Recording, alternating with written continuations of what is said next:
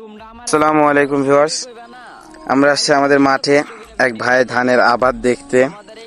আসলে এই যে ভাইয়াটা যে ধানের পিছনে এত কষ্ট করে, আমি আমার জীবনে এইরকম কোনো চাষিকে দেখি নাই যে এত ইয়াং বয়সে ধানের এত যত্ন নেয়।